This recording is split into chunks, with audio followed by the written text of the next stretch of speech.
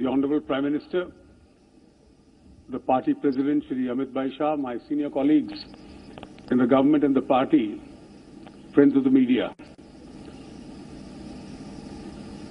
The NDA and the BJP are already a government in power. And therefore we hope to go into our second term as a continuing government. We gave to this country a manifesto in 2014. We have been a highly performing government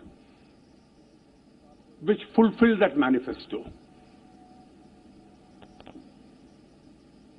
This Sankalp Patra is one of a government which is going to continue in power and therefore wants to expedite the path of progress of this country. This manifesto, in a season of manifestos, is not prepared with a tukade mindset. It's not even prepared with an Ivy League mindset.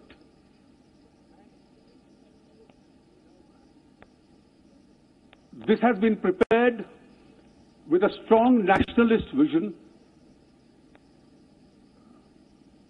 and it has been prepared after a detailed consultation by a committee headed by Shri Rajnath Singh Ji across the country, and is therefore rooted in Indian realities.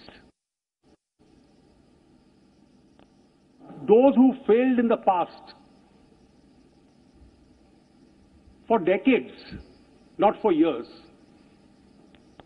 can manufacture fresh ideas for the future. But those who have delivered in the past have a credibility to offer a roadmap for the future. 2014 was an election in a cynical environment. There was high levels of corruption. There was policy paralysis. There was indecisiveness of leadership. And obviously, there was a government which had paralyzed decision-making.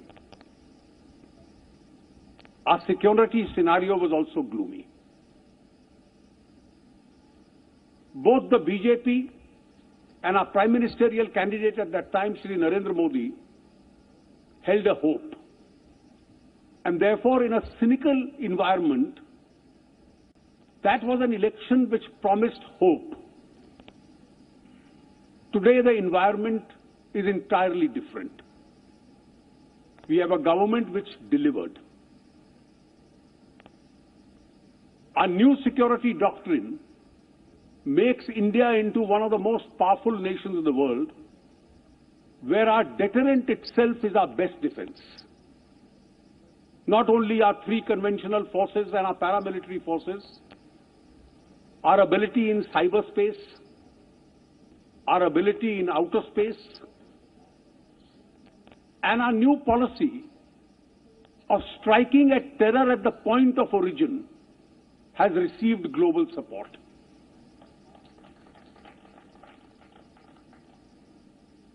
This is a new security doctrine for the future.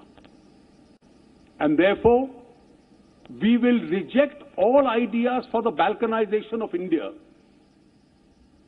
which many others in the political and public space promise. And we will act completely with an idea which promises to make India one of the strongest and the secure countries of the world. This is the first 5 years that India was globally the fastest growing economy in the world. Our fiscal prudence since 1947 has been the best ever for a 5-year government. Our inflation has been the lowest compared to what our predecessor government left behind, a double-digit inflation. We are the first government in history which consolidated India's middle class and which brought out the fastest depletion of poverty. Previous governments had only given slogans. Prime Minister Modi's government delivered resources to the poor.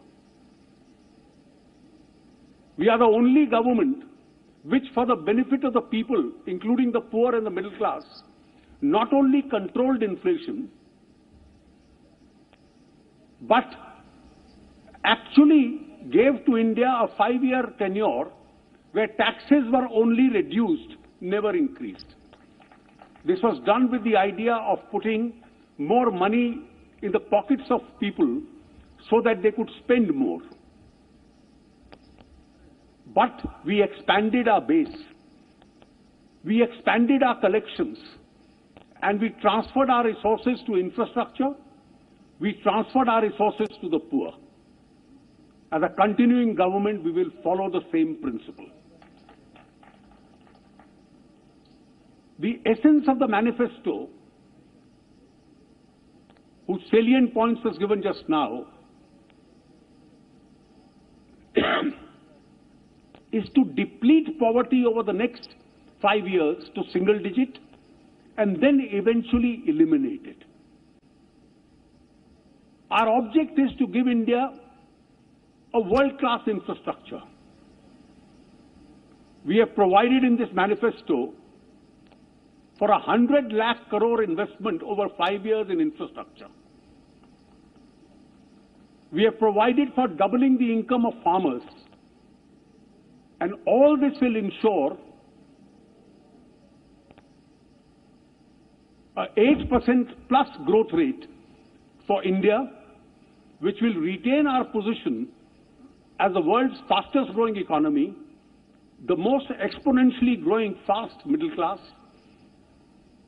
which then is able to get rid of the menace of poverty in India, and a country which will continue to be regarded as a bright spot in the global economy. This is our mission as far as the next 5 years and beyond that is concerned. As I said, this manifesto lays a roadmap of a continuing government. Those who have performed, their words carry high credibility than those who failed in the past. And therefore, the most important fact is that when India is at the cusp of history, covering up for all the lost opportunities, where it has to make India a land of opportunities once again,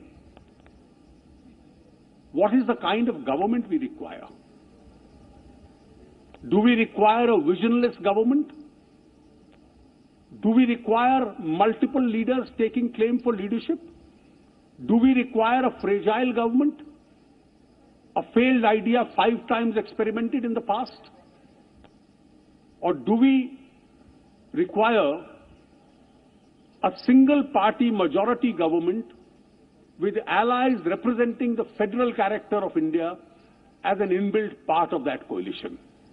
The 2014 to 19 experiment has shown that India cannot experiment the adventurism of failed ideas, because this is an opportunity that India cannot let go. Thank you very much, Mr.